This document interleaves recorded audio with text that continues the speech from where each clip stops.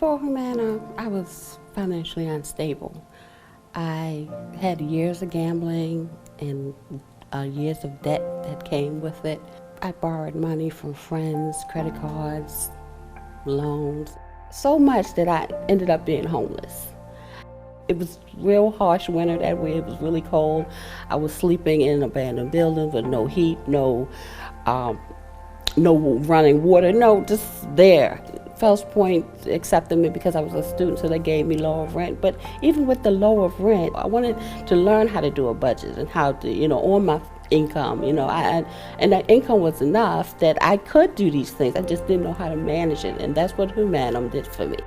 We assist individuals with their financial goals. What we do is help them with their credit review, writing dispute letters, just giving them that support that, yes, this is something that can be done.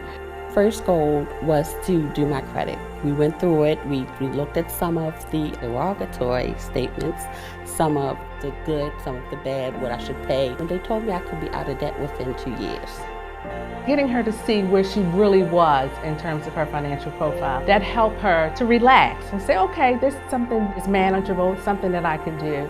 I believe support, and no matter where it comes from, is very important to anyone.